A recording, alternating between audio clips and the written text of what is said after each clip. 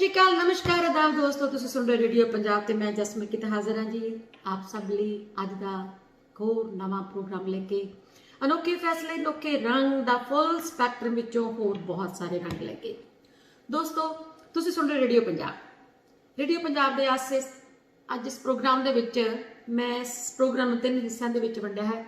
ਪਹਿਲੇ ਹਿੱਸੇ ਦੇ ਵਿੱਚ ਮੈਂ ਤੁਹਾਡੇ ਸਭ ਲਈ ਕੁਝ ਅਮਰੀਕਾ ਦੀਆਂ ਖਬਰਾਂ ਸਾਂਝੀਆਂ ਕਰਾਂਗੀ ਤੇ ਦੂਸਰੇ ਹਿੱਸੇ ਦੇ ਵਿੱਚ ਜੋ ਸਾਡੇ ਪੰਜਾਬ ਦੇ ਵਿੱਚ ਦਿੱਲੀ ਦੇ ਵਿੱਚ ਭਾਰਤ ਦੇ ਵਿੱਚ ਜੋ ਧਰਨੇ ਦਾ ਕੀ ਹਾਲ ਚਾਲ ਹੈ ਉਹ ਸਾਂਝਾ ਕਰਾਂਗੇ ਤੇ ਉਸ ਤੋਂ ਬਾਅਦ ਅਗਲੇ ਸੈਗਮੈਂਟਸ ਦੇ ਵਿੱਚ ਅਸੀਂ ਸੁਣਾਂਗੇ ਜੀ ਗੀਤ ਸੰਗੀਤ ਤੁਹਾਡੇ ਤੇ ਮੇਰੀ ਪਸੰਦ ਦੇ ਗੀਤ ਜੀ ਦੋਸਤੋ।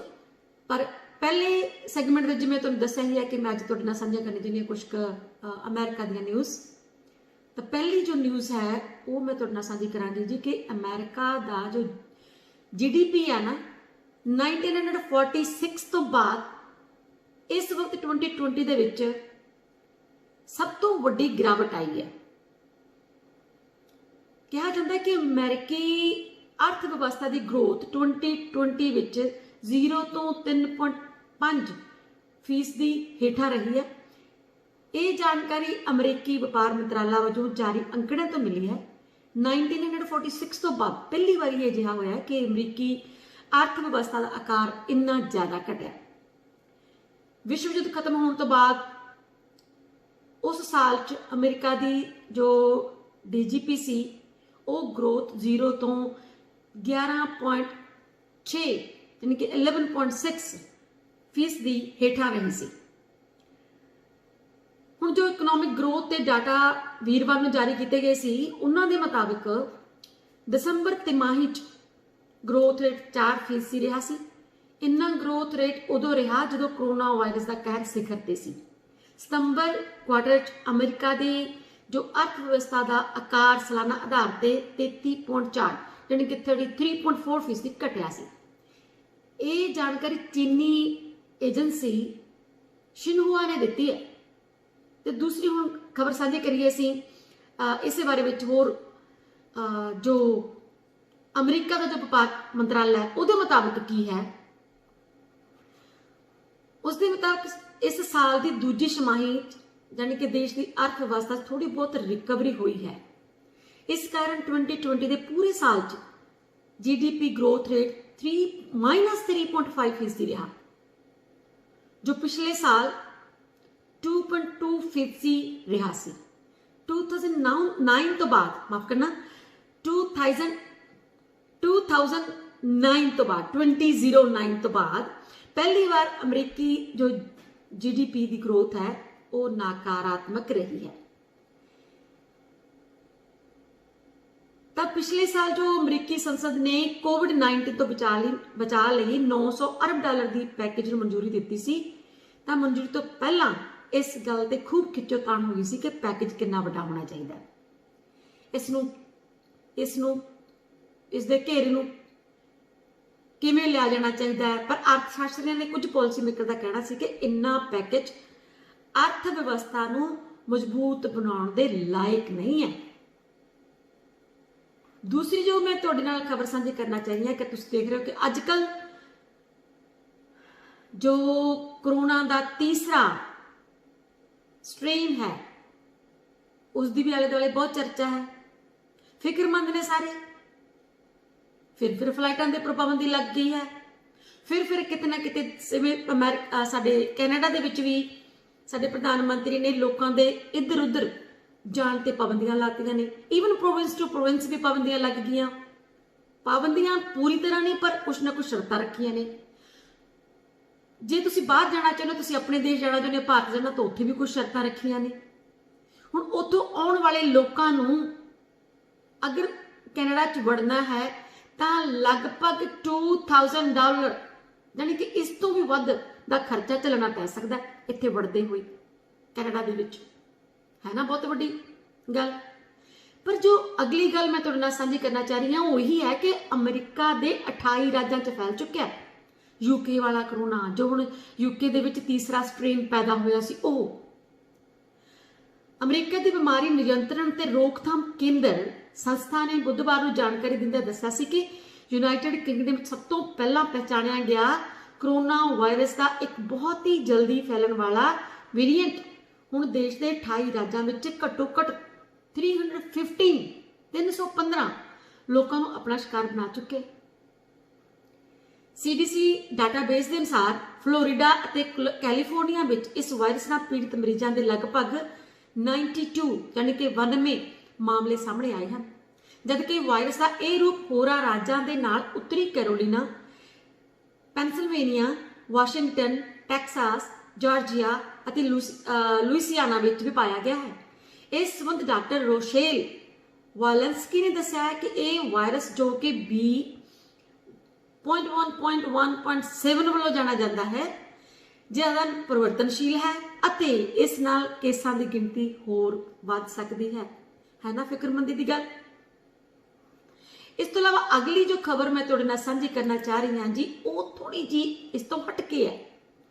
ਉਹ ਹੈ ਕਿ ਦੁਨੀਆ ਦਾ ਸਭ ਤੋਂ ਅਮੀਰ ਅਰਬਪਤੀ ਐਲਨ ਮਸਕ, ਇਸ ਨੂੰ ਇੱਕ ਭਾਰਤੀ ਵਿਅਕਤੀ ਨੇ ਟੱਕਰ ਦਿੱਤੀ ਹੈ। ਕਿਸ ਤਰ੍ਹਾਂ ਦੀ ਟੱਕਰ, ਆਓ ਜਾਣਦੇ ਹਾਂ। ਧਰਤੀ ਤੇ ਸਭ ਤੋਂ ਅਮੀਰ ਅਰਬਪਤੀ ਅਤੇ ਟੈਸਲਾ ਕੰਪਨੀ ਦੇ ਮਾਲਕ ਐਲਨ ਮਸਕ ਦੀ ਇੱਕ ਭਾਰਤੀ ਵਿਦਿਆਰਥੀ ਨਾਲ ਭਾਰੀ ਵਾਦ ਵਿਵਾਦ ਚੱਲ ਰਿਹਾ ਦੋਸਤੋ। ਐਲਨ ਮਸਕ, ਜਿਨ੍ਹਾਂ ਦੇ ਉੱਤੇ ਭਾਰਤੀ ਵਿਦਿਆਰਥੀ ਰਣਦੀਪ ਹੋਤੀ ਵੱਲੋਂ ਮਾਣਹਾਨੀ ਦਾ ਮੁਕੱਦਮਾ ਦਰਜ ਕੀਤਾ ਗਿਆ ਤੇ ਟੈਸਲਾ ਦੇ ਮਾਲਕ ਨੂੰ ਪਹਿਲੇ ਗੇੜ ਵਿੱਚ ਹੀ ਭਾਰੀ ਹਾਰ ਦਾ ਸਾਹਮਣਾ ਕਰਨਾ ਪਿਆ। ਰਣਦੀਪ ਹੋਤੀ ਅਮਰੀਕਾ ਦੇ ਮਿਸ਼ੀਗਨ ਯੂਨੀਵਰਸਿਟੀ ਵਿੱਚ ਗ੍ਰੈਜੂਏਟ ਵਿਦਿਆਰਥੀ ਹੈ ਨਾ ਹੈਰਾਨੀ ਵਾਲੀ ਗੱਲ। ਹੁਣ ਗੱਲ ਕੀ ਹੈ ਪਿੱਛੇ, ਕਿਹਾ ਜਾਂਦਾ ਹੈ ਕਿ ਰਣਦੀਪ ਹੋਤੀ ਦੀ ਸੁਣਵਾਈ ਵੇਲੇ ਕੈਲੀਫੋਰਨੀਆ ਦੇ ਇੱਕ ਜੱਜ ਨੇ ਮਸਕ ਦੀ ਅਪੀਲ ਨੂੰ ਖਾਰਜ ਕਰ ਦਿੱਤਾ ਤੇ ਕਿਹਾ ਕਿ ਉਸ ਦਾ ਕੇਸ ਬੇਬੁਨਿਆਦ ਸੀ ਅਤੇ ਅਰਬਪਤੀ ਉਦਮੀ ਦੀ ਵਿਅਕਤੀ ਦੀ ਆਜ਼ਾਦੀ ਨੂੰ ਚੁੱਪ ਕਰਾਉਣ ਦੀ ਕੋਸ਼ਿਸ਼ ਮੰਨਿਆ ਗਿਆ। ਰਣਦੀਪ ਹੋਤੀ ਟਵਿੱਟਰ ਤੇ ਸਖਸ ਬੁਸ਼ਕਾ ਦੇ ਨਾਂ ਦੇ ਹੇਠ ਐਕਟਿਵ ਹੈ। ਰਣਦੀਪ 2 ਸਾਲ ਪਹਿਲਾਂ 2 ਘਟਨਾਵਾਂ ਤੋਂ ਬਾਅਦ ਐਲਨ ਮਸਕ ਦੀਆਂ ਨਜ਼ਰਾਂ ਵਿੱਚ ਆਏ ਸਨ। ਰਣਦੀਪ ਨੇ ਦੋਨਾਂ ਮਾਮਲਿਆਂ ਵਿੱਚ ਦਾਅਵਾ ਕੀਤਾ ਕਿ ਉਸ ਨੂੰ ਕੋਈ ਨੁਕਸਾਨ ਨਹੀਂ ਪਹੁੰਚਾਇਆ ਗਿਆ। ਦੈਨ ਫਰਵਰੀ 2019 ਦੇ ਵਿੱਚ ਪਹਿਲੀ ਵਾਰ ਰਣਦੀਪ ਹੋਤੀ ਦੀ ਸੁਰੱਖਿਆ ਕਰਮਚਾਰੀਆਂ ਨਾਲ ਲੜਾਈ ਹੋਈ। ਰਣਦੀਪ ਕੈਲੀਫੋਰਨੀਆ ਵਿੱਚ ਟੈਸਲਾ ਦੇ ਇੱਕ ਵਿਕਰੀ ਕੇਂਦਰ ਗਿਆ ਹੋਇਆ ਸੀ। ਦੂਸਰੀ ਘਟਨਾ ਅਪ੍ਰੈਲ 2019 ਦੇ ਵਿੱਚ ਹੋਈ। ਹੋਤੀ ਨੇ ਕਿਹਾ ਕਿ ਉਹ ਕਾਰ ਚਲਾ ਰਿਹਾ ਸੀ। ਇਸ ਦੌਰਾਨ ਉਸਨੇ ਟੈਸਲਾ ਦੀ ਇੱਕ ਟੈਸਟ ਕਾਰ ਵੇਖੀ ਤੇ ਉਸ ਦੀ ਤਸਵੀਰ ਨੂੰ ਆਨਲਾਈਨ ਪੋਸਟ ਕਰ ਦਿੱਤਾ। ਮਸਕ ਨੇ ਹੋਤੀ ਬਾਰੇ ਇੱਕ ਆਨਲਾਈਨ ਸੰਪਾਦਕ ਨੂੰ ਮੇਲ ਕੀਤਾ, ਇਹ ਕਹਿੰਦਿਆਂ ਕਿ ਉਹ ਝੂਠਾ ਸੀ ਅਤੇ ਟੈਸਲਾ ਦੇ ਵਿਕਰੀ ਦੇ ਕੇਂਦਰ ਤੋਂ ਦੌੜਦਿਆਂ ਸਾਡੇ ਕਰਮਚਾਰੀ ਨੂੰ ਲਗਭਗ ਉਸਨੇ ਮਾਰ ਹੀ ਦਿੱਤਾ ਸੀ। ਹੋਤੀ ਨੇ ਦਾਅਵਾ ਕੀਤਾ ਕਿ ਮਸਕ ਨੇ ਉਸਦੇ ਖਿਲਾਫ ਇੱਕ ਆਨਲਾਈਨ ਨਫ਼ਰਤ ਦੀ ਮੁਹਿੰਮ ਚਲਾਈ ਹੈ ਅਤੇ ਉਸਨੇ ਅਗਸਤ ਵਿੱਚ ਉਸਦੇ ਖਿਲਾਫ ਐਲੇਮੇਡਾ ਕਾਉਂਟੀ ਸੁਪੀਰੀਅਰ ਕੋਰਟ ਵਿੱਚ ਸ਼ਿਕਾਇਤ ਦਰਜ ਕਰਵਾਈ ਸੀ। ਮਸਕ ਨੇ ਦਲੀਲ ਦਿੱਤੀ ਕਿ ਉਹਨਾਂ ਦੇ ਪ੍ਰਗਟਾਵੇ ਦੀ ਆਜ਼ਾਦੀ ਨਾਲ ਜੁੜਿਆ ਹੋਇਆ ਮੁੱਦਾ ਸੀ, ਇਸ ਲਈ ਹੋਤੀ ਦਾ ਕੇਸ ਖਾਰਜ ਕੀਤਾ ਜਾਣਾ ਚਾਹੀਦਾ ਹੈ। ਐਲਨ ਮਸਕ ਨੇ ਕਿਹਾ ਹੈ ਕਿ ਹੋਤੀ ਇਹ ਸਾਬਤ ਨਹੀਂ ਕਰ ਸਕਿਆ ਕਿ ਉਸਦੇ ਬਿਆਨ ਗਲਤ ਸਨ ਜਾਂ ਗਲਤਫਹਿਮੀ ਤੋਂ ਪ੍ਰੇਰਿਤ ਸਨ। ਜੱਜ ਨੇ ਮਸਕ ਦੀ ਅਪੀਲ ਨੂੰ ਖਾਰਜ ਕਰ ਦਿੱਤਾ ਤੇ ਬਲੂਮਬਰਗ ਰਿਪੋਰਟ ਦੀ ਐਲਨ ਮਸਕ ਇਸ ਸਮੇਂ ਧਰਤੀ ਦਾ ਸਭ ਤੋਂ ਅਮੀਰ ਆਦਮੀ ਹੈ ਦੋਸਤੋ, ਜਿਸ ਕੋਲੇ ਹੁਣ 199 ਆਲਮੋਸਟ 2 ਅਰਬ ਡਾਲਰ ਦੀ ਜਾਇਦਾਦ ਹੈ। ਸੋ ਕੌਣ ਕਿਸ ਨਾਲ ਕਦੋਂ ਪੰਗਾ ਲੈ ਲਵੇ ਇਸ ਦਾ ਵੀ ਕੋਈ ਪਤਾ ਨਹੀਂ ਚੱਲਦਾ। ਸੋ ਇਹ ਖਬਰਾਂ ਸਨ ਅਮਰੀਕਾ ਦੇ ਬਾਰੇ ਵਿੱਚ। ਤੁਸੀਂ ਹੋਰ ਕੋਈ ਅਮਰੀਕਾ ਦੀ ਖਬਰ ਮੇਰੇ ਨਾਲ ਸਾਂਝੀ ਕਰਨਾ ਚਾਹੁੰਦੇ ਹੋ ਤਾਂ ਜ਼ਰੂਰ ਆ ਸਕਦੇ ਹੋ ਦੋਸਤੋ। ਤੁਸੀਂ ਆਪਣੀ ਕੋਈ ਖਬਰ ਸੱਚਮੁੱਚ ਤੁਹਾਨੂੰ ਲੱਗਦਾ ਹੈ ਕਿ ਇਹ ਖਬਰ ਸਾਂਝੀ ਕਰਨੀ ਚਾਹੀਦੀ ਹੈ ਤਾਂ ਹੀਅਰ ਬਿਲਕੁਲ ਤੁਹਾਡੇ ਸਭ ਦੇ ਲਈ। ਇੱਕ ਹੋਰ ਜੋ ਮੈਂ ਤੁਹਾਨੂੰ ਤੁਹਾਡੇ ਨਾਲ ਸਾਂਝੀ ਕਰਨਾ ਚਾਹੂੰਗੀ ਕਿ ਇੱਕ ਜਾਰਜੀਆ ਦੀ ਫੂਡ ਪਲਾਂਟ ਹੈ ਜਿਸ ਦੇ ਵਿੱਚ ਨਾਈਟ੍ਰੋਜਨ ਗੈਸ ਲੀਕ ਹੋ ਜਾਣ ਕਾਰਨ 6 ਵਿਅਕਤੀਆਂ ਦੀ ਮੌਤ ਹੋ ਗਈ ਹੈ। ਇੱਕ ਤੂਫਾਨ ਦੀ ਗੱਲ ਵੀ ਤੁਹਾਡੇ ਨਾਲ ਸਾਂਝੀ ਕਰਾਂਗੀ, ਪਰ ਪਹਿਲਾਂ ਇਹ ਕਿਹਾ ਜਾਂਦਾ ਕਿ ਜਾਰਜੀਆ ਦੇ ਫੂਡ ਪ੍ਰੋਸੈਸਿੰਗ ਪਲਾਂਟ ਵਿੱਚ ਵੀਰਵਾਰ ਨੂੰ ਤਰਲ ਨਾਈਟ੍ਰੋਜਨ ਗੈਸ ਲੀਕ ਹੋਣ ਦਾ ਹਾਦਸਾ ਵਾਪਰਿਆ। ਇਸ ਹਾਦਸੇ ਨਾਲ ਘੱਟੋ ਘੱਟ 6 ਕਰਮਚਾਰੀਆਂ ਦੀ ਮੌਤ ਹੋ ਗਈ ਤੇ ਲਗਭਗ 1 ਦਰਜਨ ਦੇ ਕਰੀਬ ਹੋਰ ਕਾਮੇ ਜ਼ਖਮੀ ਹੋ ਗਏ। अधिकारियों ने जानकारी दिंदे दस्सिया कि गैनीसिविले दे फाउंडेशन फूड ग्रुप विच सवेरे 10 बजे के करीब वापरे इस गैस लीक के हादसे की सूचना मिलने उपरंत कार्रवाई करदियां इमारत नूं खाली करवाया गया। सुरक्षा कारणों करके नेड़े दी सड़कों को बंद करने नाल ही घट्टो घट्ट 130 के करीब लोगों को डॉक्टरी जांच लिए स्कूली बसां ते नेड़ली चर्च विच लिजाया गया, जबकि पुलिस अनुसार 12 लोगों को हस्पताल भी लिजाया गया। उत्तर पूर्वी जार्जिया सेहत विभाग के अधिकारी शीन काउच ने जानकारी दी है कि इस हादसे दौरान 5 लोगों की मौके पर ही मौत हो गई है, जबकि एक पीड़ित व्यक्ति हस्पताल में जाके दम तोड़ गया। सो आइए हम कुछ होर खबरों के उपर। बहुत कुछ है अमेरिका दे विच भी जो इस वक्त वापर रहा है। सो सारिया खबर की कहंदियां ने दोस्तों, तां आओ अगे देखते हैं। एक होर खबर जो मैं तुहाडे नाल साझी करना चाहूंगी,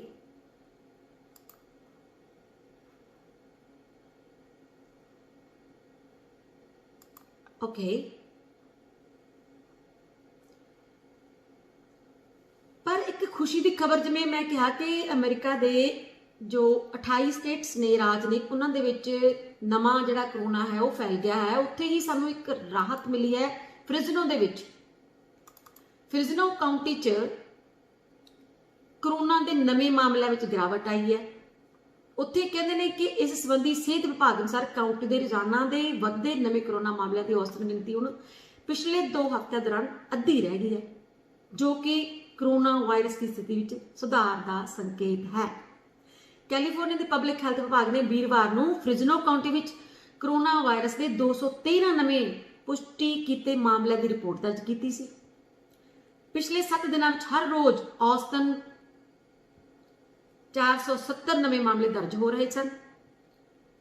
इस तो अलावा 14 जनवरी को पहले 7 दिनों की औसत प्रतिदिन 982 यानी कि लगभग 1000 मामले सन।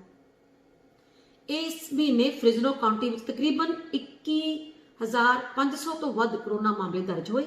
फ्रिजनो county department of public health अनुसार वीरवार की दोपहर तक खेतर में कोई नवी कोरोना मौत दर्ज नहीं हुई है।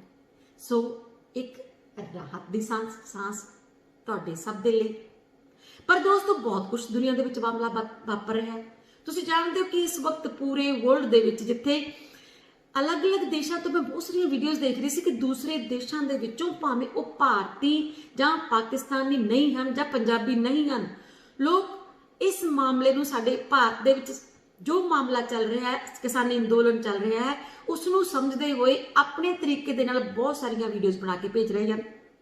अगला जो हुण आने वाला सैगमेंट है उस दे विच मैं कुछ गल साझी करांगी तुहाडे नाल कि ਸਿੰਘੂ बार्डर टिकरी बार्डर इन्हां दे उपर की चल रहा है ते किस तरह दा माहौल है, औरतां दा योगदान इस वक्त इस इन्हां थावां दे उपर किस तरह दा चल रहा है। सो दोस्तों समा हो रहा ब्रेक का। ब्रेक तो बाद मुड़ के वापस फिर आवांगी, तुहाडे नाल होर बहुत सारियां गल्लां करनियां ने, बहुत सारियां गल्लां सचमुच। और जिन्ना अगर तुसीं भी अपना कोई विचार साझा करना चाहुंदे हो दोस्तों तो कॉल कर सकते हो। फोन नंबर है जी यू नो वेल 5594121313 559 412 13 13।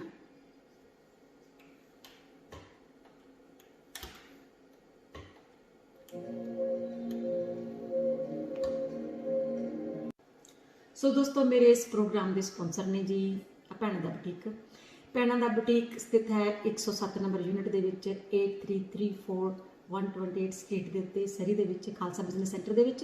तुसीं अपने लिए कोई सूट खरीदना है, गिफ्ट देना है, ब्याह शादी लिए कपड़े खरीदने या इंडिया जाने वाले आने वाले मौसम के कपड़े पाने चाहिए हैं तो बिल्कुल जरूर जाओ भैणों का बुटीक। इत्थे तुहानूं बहुत ही सोहने कपड़े सस्ते रेट्स के विच मिलणगे। ते हाँ जी जाते जाते मेरा नाम भी लै देना ताकि तुहानूं होर डिस्काउंट मिल सके। सो जरूर जाओ एक बारी भैणों का बुटीक खालसा बिजनेस सेंटर, जिसका फोन नंबर है जी 6047100926।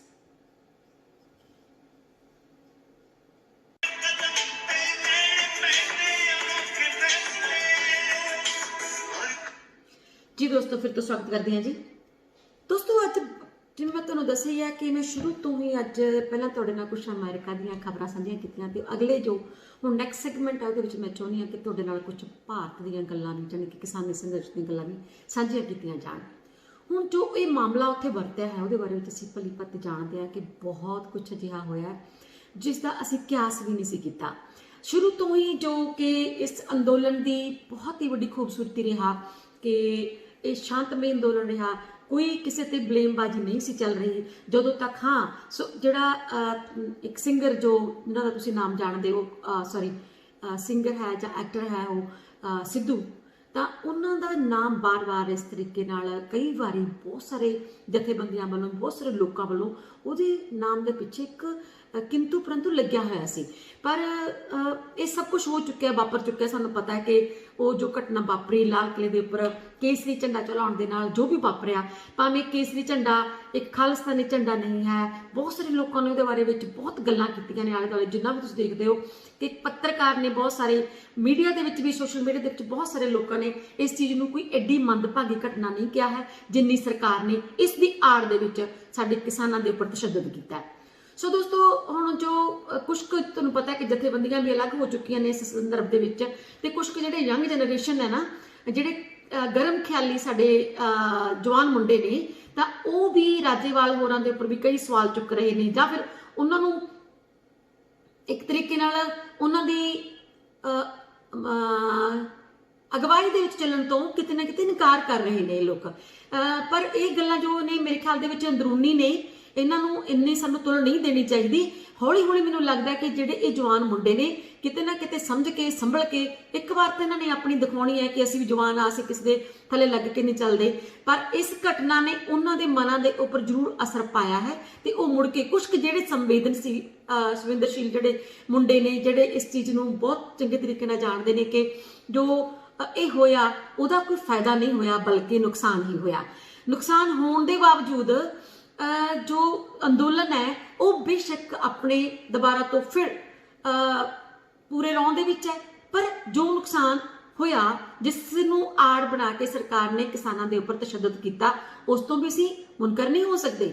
ਪਰ ਮੈਨੂੰ ਯਕੀਨ ਹੈ ਕਿ ਜਿਹੜੇ ਗਰਮ ਖਿਆਲਾਂ ਦੇ ਲੜਕੇ ਨੇ ਉਹ ਜ਼ਰੂਰ ਸਾਡੇ ਆਗੂਆਂ ਦੀਆਂ ਗੱਲਾਂ ਨੂੰ ਸਮਝਦੇ ਹੋਏ, ਉਹਨਾਂ ਦੇ ਨਾਲ ਚੱਲਦੇ ਹੋਏ ਅੱਗੇ ਦੁਬਾਰਾ ਤੋਂ ਮੁੜ ਜੋ ਸੰਘਰਸ਼ ਦੇ ਵਿੱਚ ਆਪਣਾ ਪੂਰਾ ਸਮਰਥਨ ਵੀ ਦੇਣਗੇ ਤੇ ਇਸ ਨੂੰ ਬਹੁਤ ਚੰਗੇ ਤਰੀਕੇ ਨਾਲ ਅੱਗੇ ਲੈ ਕੇ ਜਾਣਗੇ। ਇੱਕ ਤੁਹਾਨੂੰ ਮੈਂ ਗੱਲ ਦੱਸਣਾ ਚਾਹੂੰਗੀ ਕਿ ਹੁਣ ਆਪਾਂ ਗੱਲ ਕਰੀਏ ਭਾਰਤੀ ਕਿਸਾਨ ਯੂਨੀਅਨ ਰਾਜੇਵਾਲ ਦੇ ਪ੍ਰਧਾਨ ਬਲਵੀਰ ਸਿੰਘ ਰਾਜੇਵਾਲ ਨੇ ਬੀਤੇ ਦਿਨੀ ਚੰਡੀਗੜ੍ਹ ਪ੍ਰੈਸ ਕਾਨਫਰੰਸ ਕਰਕੇ ਅੰਦੋਲਨ ਲਈ ਕਈ ਗੱਲਾਂ ਸਾਂਝੀਆਂ ਕੀਤੀਆਂ।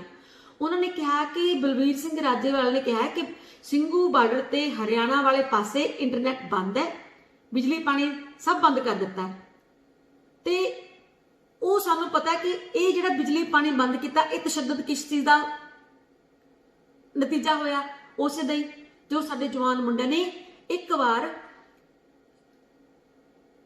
ਇਹ ਕਹੋ ਕਿ ਭਟਕ ਕੇ ਲਾਲ ਕਿਲੇ ਦੇ ਉੱਪਰ ਜੋ ਉਧਰ ਵੱਲ ਨੂੰ ਮਾਰਚ ਕਰ ਦਿੱਤਾ ਜਾਂ ਚੜ੍ਹਾਈ ਕਰ ਦਿੱਤੀ ਜਾਂ ਕੁਝ ਵੀ ਕਹਿ ਲਓ ਤੁਸੀਂ ਇਸ ਨੂੰ, ਪਰ ਇਹ ਬਹੁਤ ਸਾਰੀਆਂ ਗੱਲਾਂ ਨੇ ਜੋ ਵਿਚਾਰਨ ਵਾਲੀਆਂ ਨੇ। ਤਾਂ ਹੁਣ ਜੇ ਆਪਾਂ ਕਹੀਏ ਕਿ ਸੱਚੀ ਇਹ ਬਹੁਤ ਵੱਡੀ ਘਟਨਾ ਸੀ ਕੋਈ,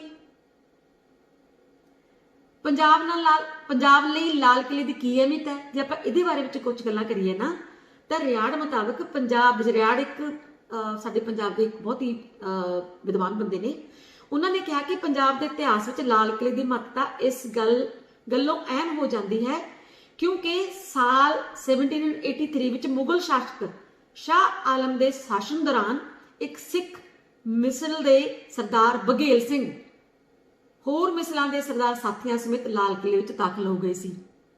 ਤੁਸੀਂ ਸੁਣਿਆ ਹੋਣਾ ਕਿ ਕਈ ਵਾਰੀ ਇਹ ਗੱਲਾਂ ਆਈਆਂ ਕਿ ਬਹੁਤ ਵਾਰੀ ਦਿੱਲੀ ਜਿੱਤੀ ਹੈ, ਦਿੱਲੀ ਤੇ ਚੜ੍ਹਾਈ ਕੀਤੀ ਗਈ ਹੈ। ਸੋ ਇਹ ਮੁੰਡੇ ਨੇ ਜਿਹੜੇ ਜਾਂ ਜਵਾਨ ਸਾਡੀ ਜਨਰੇਸ਼ਨ ਹੈ, ਉਹ ਕਈ ਵਾਰੀ ਇਹਨਾਂ ਗੱਲਾਂ ਨੂੰ ਬਿਲਕੁਲ ਕਈ ਵਾਰੀ ਹੁੰਦਾ ਹੈ ਕਿ ਉਹਨੂੰ ਬੇਸਮਝੀ ਦੇ ਵਿੱਚ ਉਹਨਾਂ ਗੱਲਾਂ ਦੀ ਅਸਲ ਪੜਤਾਲ ਕੀਤੇ ਬਿਨਾ ਐਕਟ ਜਾਂ ਰਿਐਕਟ ਕਰ ਜਾਂਦੇ ਨੇ, ਜਾਂ ਇਮੋਸ਼ਨਲੀ ਉਹ ਇੰਨੇ ਕੁ ਉਹਨਾਂ ਨੂੰ ਲੱਗਦਾ ਹੁੰਦਾ ਕਿ ਅਸੀਂ ਦੁਨੀਆ ਬਦਲ ਸਕਦੇ ਹਾਂ, ਸੋ ਅੱਗੇ ਆ ਕੇ ਸਾਰੇ ਕਰ ਜਾਂਦੇ ਨੇ। ਪਰ ਮੈਨੂੰ ਲੱਗਦਾ ਹੈ ਕਿ ਇੰਨੀ ਵੀ ਵੱਡੀ ਗੱਲ ਇਸ ਤਰ੍ਹਾਂ ਦੀ ਨਹੀਂ ਸੀ ਹੋਈ। ਕੱਲ ਮੈਂ ਤੁਹਾਨੂੰ ਇੱਕ ਵੀਡੀਓ ਦੇ ਵਿੱਚ ਵੀ ਸੁਣਾਇਆ ਸੀ ਇੱਕ ਮੇਰੀ ਗੱਲਬਾਤ ਹੀ ਸੁਣਾਈ ਸੀ ਕਿ ਜਿਸ ਦੇ ਵਿੱਚ ਕਿਹਾ ਗਿਆ ਸੀ ਕਿ ਇਹ ਉਹੀ ਝੰਡਾ ਹੈ ਜਿਸ ਨੂੰ ਮੋਦੀ, ਸਾਡੇ PM ਮੋਦੀ ਨੇ ਜੋ ਉਹ ਆਪਣੇ ਸਿਰ ਤੇ ਬੰਨ ਕੇ ਹਰਮੰਦਰ ਸਾਹਿਬ ਦੇ ਵਿੱਚ ਮੱਥਾ ਟੇਕਣ ਸ਼ਾਨ ਨਾਲ ਗਏ ਸੀ। ਜਦੋਂ ਤੁਸੀਂ ਸਿਰ ਤੇ ਬੰਨ ਕੇ ਇਹ ਦਿਖਾਵਾ ਸੀ ਜਾਂ ਫਿਰ ਕੀ ਸੀ? ਜੋ ਸਿਰ ਤੇ ਬੰਨ ਕੇ ਤੁਸੀਂ ਗਏ ਹੋ ਹਰਮੰਦਰ ਸਾਹਿਬ ਦੇ ਵਿੱਚ, ਇਸ ਦਾ ਮਤਲਬ ਤੁਹਾਡੇ ਮਨ ਦੇ ਵਿੱਚ ਉਹਦੇ ਲਈ ਰਿਸਪੈਕਟ ਤਾਂ ਹੈ।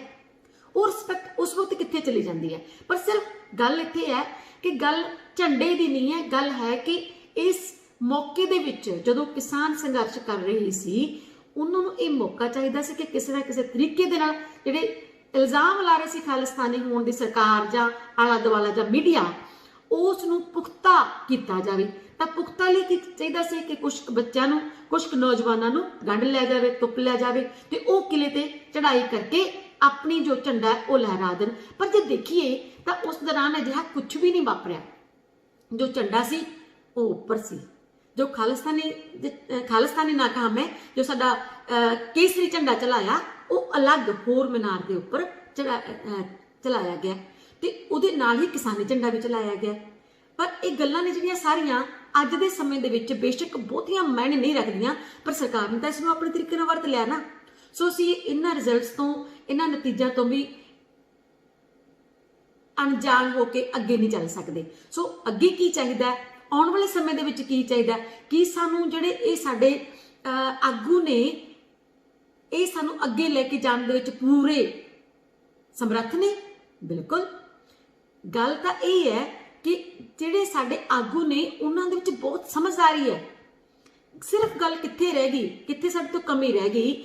ਉਹ ਕਮੀ ਸਿਰਫ ਇੱਥੇ ਰਹਿ ਗਈ ਕਿ ਇੰਨਾ ਵੱਡਾ ਇਕੱਠ, ਖਬਰਾਂ ਦੇ ਵਿੱਚ ਇਹ ਵੀ ਮੈਂ ਸੁਣਿਆ ਕਿ 15 ਲੱਖ ਦੇ ਕਰੀਬ ਪੂਰੇ ਇੰਡੀਆ ਦੇ ਵਿੱਚੋਂ, ਪੂਰੇ ਭਾਰਤ ਦੇ ਵਿੱਚੋਂ ਉੱਥੇ ਮੋਰਚੇ ਤੇ ਪਹੁੰਚ ਗਏ ਸਨ। ਸੋ ਇਸ ਇਕੱਠ ਨੂੰ ਸੰਭਾਲਣ ਲਈ ਜਿਹੜੇ ਸਾਡੇ ਆਗੂ ਨੂੰ, ਉਹ ਇੱਕ ਬੰਦੇ ਕੋਲ ਤਾਂ ਨਹੀਂ ਨਾ ਜਾ ਸਕਦੇ।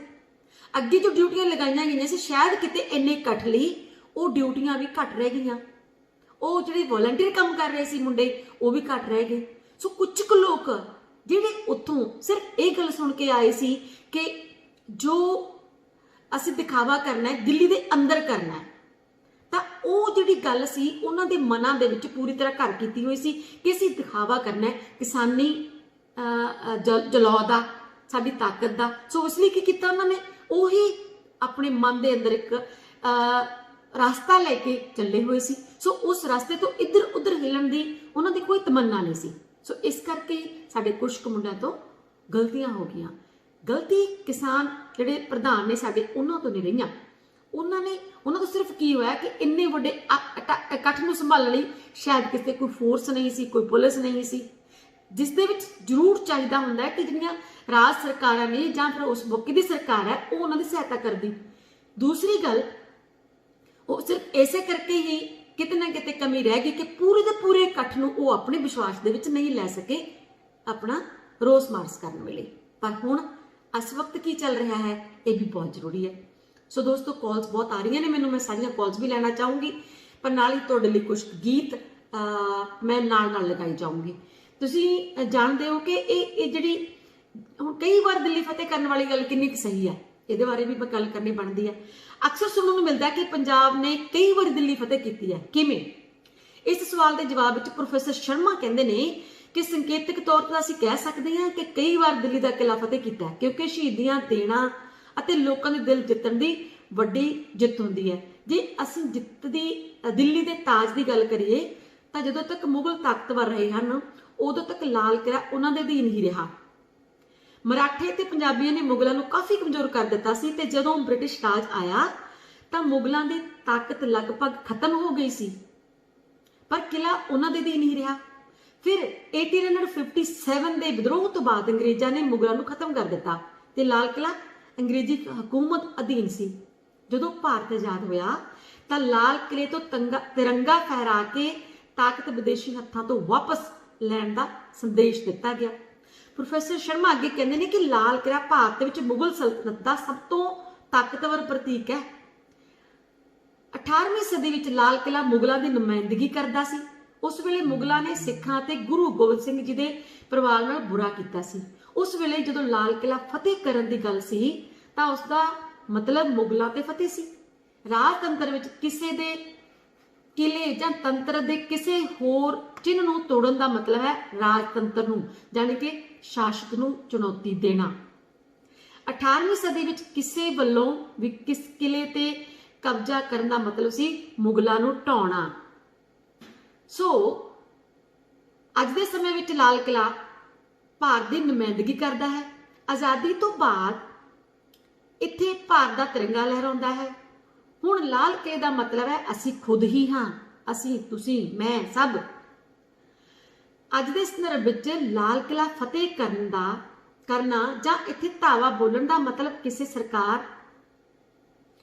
ਸਰਕਾਰ ਨੂੰ ਜਾਂ ਕਿਸੇ ਪਾਰਟੀ ਨੂੰ ਚੁਣੌਤੀ ਦੇਣਾ ਨਹੀਂ, ਬਲਕਿ ਪੂਰੇ ਭਾਰਤ ਨੂੰ ਚੁਣੌਤੀ ਦੇਣਾ ਹੈ। ਉਹਨਾਂ ਅੱਗੇ ਵੀ ਕਿਹਾ ਕਿ ਪੰਜਾਬ ਦੇ ਇਤਿਹਾਸ ਤੇ ਕਲਚਰ ਵਿੱਚ ਜੋ ਲਾਲ ਕਿਲਾ ਹੈ, ਬੱਚੇ ਅੱਜ ਵੀ ਉਸੇ ਉਲਝਣ ਵਿੱਚ ਰਹਿੰਦੇ ਹਨ। ਅੱਜ ਅਸੀਂ ਲਾਲ ਕਿਲੇ ਨੂੰ ਉਸ ਸੰਦਰਭ ਵਿੱਚ ਨਹੀਂ ਦੇਖ ਸਕਦੇ ਜੋ ਸੰਦਰਭ 18ਵੀਂ ਸਦੀ ਦਾ ਸੀ। ਉਸ ਵੇਲੇ ਲਾਲ ਕਿਲਾ ਰਾਜਤੰਤਰ ਦਾ ਪ੍ਰਤੀਕ ਸੀ ਤੇ ਅੱਜ ਲੋਕਤੰਤਰ ਦਾ। ਉਸ ਵੇਲੇ ਲਾਲ ਕਿਲਾ ਮੁਗਲਾਂ ਦੀ ਨਿੱਜੀ ਜਾਇਦਾਦ ਸੀ ਤੇ ਅੱਜ ਲਾਲ ਕਿਲਾ ਕਿਸੇ ਦੀ ਨਿੱਜੀ ਜਾਇਦਾਦ ਨਹੀਂ ਹੈ ਦੋਸਤੋ। ਇੱਕ ਹੋਰ ਕਿਹਾ ਗਿਆ, ਉਹਨਾਂ ਨੇ ਅੱਗੇ ਕਿਹਾ ਕਿ ਬੇਸ਼ੱਕ ਅੱਜ ਦੇ ਸੰਦਰਭ ਵਿੱਚ ਲਾਲ ਕਿਲਾ ਕੁਝ ਹੋਰ ਹੈ, ਪਰ ਪੰਜਾਬ ਦੇ ਇਤਿਹਾਸ ਦੇ ਸੰਦਰਭ ਵਿੱਚ ਲਾਲ ਕਿਲੇ ਦਾ ਮਤਲਬ ਕੁਝ ਹੋਰ ਹੀ ਹੈ। ਇਸ ਲਈ ਜਦੋਂ ਲਾਲ ਕਿਲੇ ਨੂੰ ਫਤਿਹ ਕਰਨ ਦੀ ਆਵਾਜ਼ ਦਿੱਤੀ ਗਈ ਤਾਂ ਨੌਜਵਾਨ ਉਧਰ ਨੂੰ ਹੋ ਚੱਲੇ, ਹੈ ਨਾ? ਬਿਲਕੁਲ ਇਹੀ ਹੋਇਆ ਨਾ? ਜੀ ਹਾਂ। ਜੇ ਜੰਤਰ ਮੰਤਰ ਜਾਂ ਕੁਤੁਬ ਮੀਨਾਰ ਕਿਹਾ ਜਾਂਦਾ ਤਾਂ ਪੰਜਾਬੀ ਨੌਜਵਾਨ ਸ਼ਾਇਦ ਇੰਨੇ ਭਾਵੁਕ ਨਾ ਹੁੰਦੇ, ਕਿਉਂਕਿ ਇਹਨਾਂ ਥਾਵਾਂ ਦਾ ਪੰਜਾਬੀ ਅਤੇ ਸਿੱਖ ਇਤਿਹਾਸ ਵਿੱਚ ਉਹ ਸੰਦਰਭ ਨਹੀਂ ਜੋ ਲਾਲ ਕਿਲੇ ਦਾ ਹੈ। ਮੁਗਲਾਂ ਦੇ ਸਿੱਖ ਗੁਰੂਆਂ ਦੇ ਪਰਿਵਾਰਾਂ ਅਤੇ ਸਿੱਖਾਂ ਉੱਤੇ ਕੀਤੇ ਤਸ਼ੱਦਦ ਕਾਰਨ ਲਾਲ ਕਿਲੇ ਨੂੰ ਮੁਗਲਾਂ ਦੀ ਉਸ ਤਾਕਤ ਵਜੋਂ ਦੇਖਿਆ ਜਾਂਦਾ ਹੈ।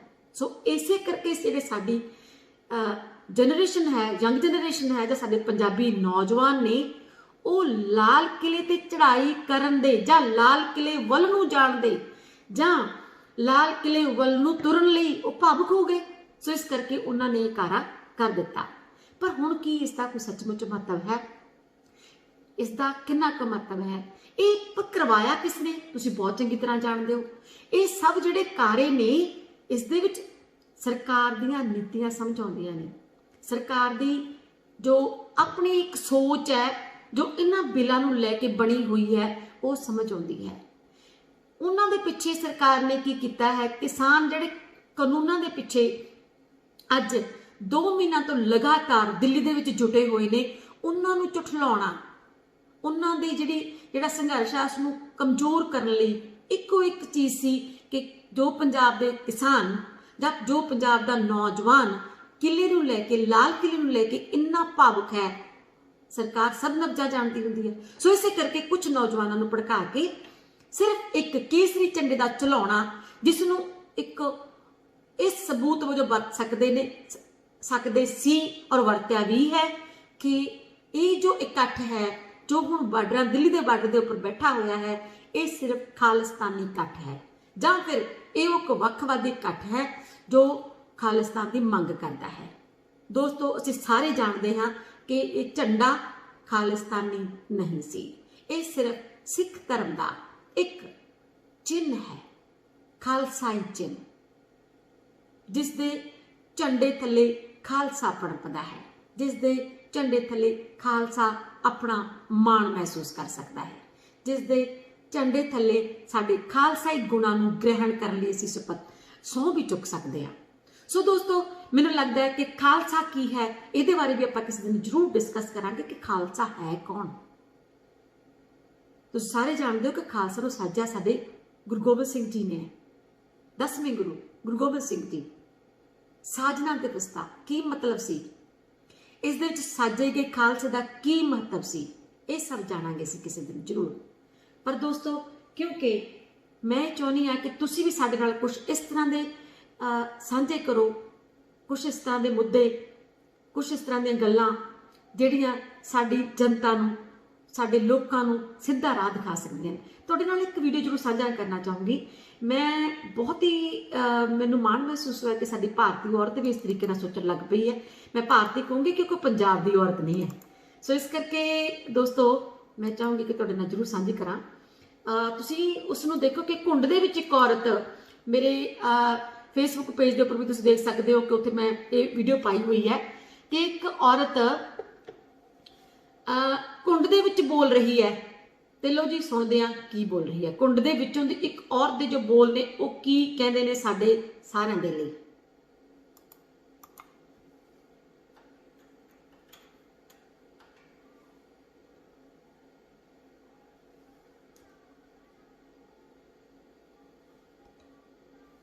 ਮੈਨੂੰ ਲੱਗਦਾ ਕਿ ਤੁਹਾਨੂੰ ਸ਼ਾਇਦ ਸੁਣਾਈ ਦੇ ਰਿਹਾ ਹੈ ਪੂਰਾ।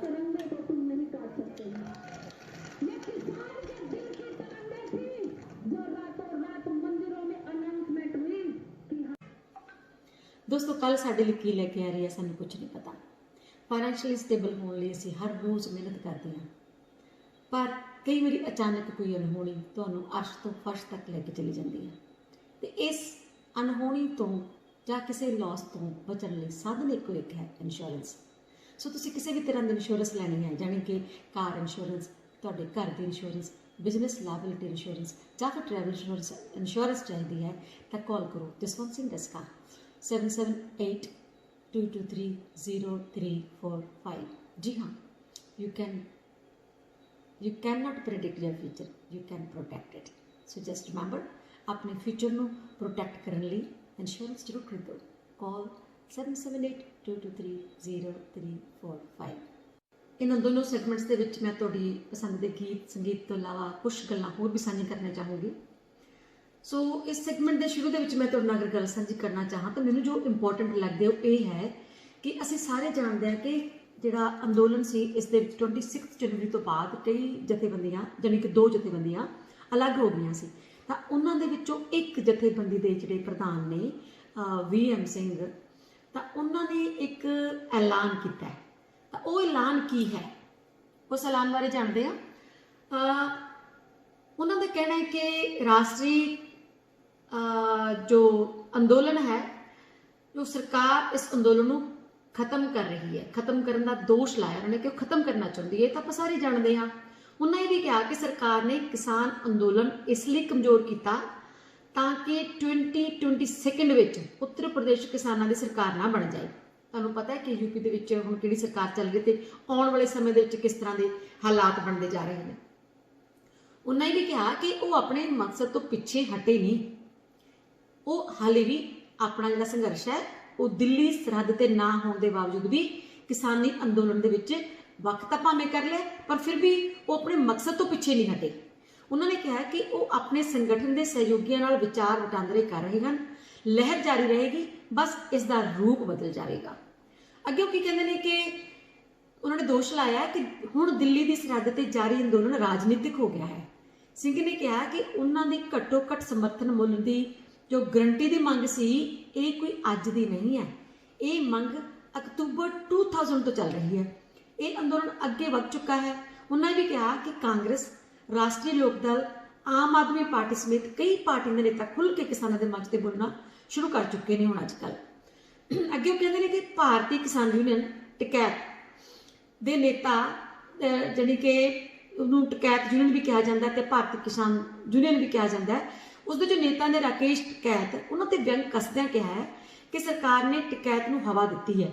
एक आदमी जिस को सिर्फ 300-400 लोग सी, बाकी साढ़े कोल सी। जदों अंदोलन वापस लैण की गल चली सी तो सरकार ने महसूस किया कि जे अंदोलन वापस होएगा तो सारा सेहरा VM सिंह को चला जाएगा, कि अंदोलन सिंह के बंदे के कारण खड़ा सी। सिंह ने दोष लाया कि जेकर किसी आदमी को 9 घंटे फुटेज मिलूगी तो लीडर तो बनोगे। सो इस करके वो टिकैत से भी अपना निशाना बिंदे नजर आ रहे हैं। सिंह ने सरकार पर दोष लाते हुए कहा कि सारी खेड इसलिए खेडी गई ताकि 2020 में उत्तर प्रदेश में किसानों की सरकार ना बन जाए।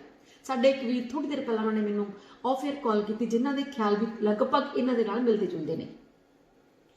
महत्वपूर्ण गल यह है कि 26 जनवरी को दिल्ली में ट्रैक्टर परेड दौरान हुई हिंसा तो बाद सिंह का संगठन ਕਿਸਾਨ ਅੰਦੋਲਨ ਤੋਂ ਵੱਖ ਹੋ ਗਿਆ ਸੀ। ਸੋ ਹੁਣ ਉਹ ਅਲੱਗ ਤਰੀਕੇ ਨਾਲ ਚੱਲ ਰਹੇ ਨੇ, ਪਰ ਉਹਨਾਂ ਦਾ ਦਾਅਵਾ ਹੈ ਕਿ ਮੇਰਾ ਮਕਸਦ ਨਹੀਂ ਬਦਲੂਗਾ, ਪਰ ਹੁਣ ਜਿਹੜੀ ਸੰਘਰਸ਼ ਦੀ ਰੂਪਰੇਖਾ ਹੈ ਉਹ ਬਦਲ ਜਾਣੀ ਹੈ।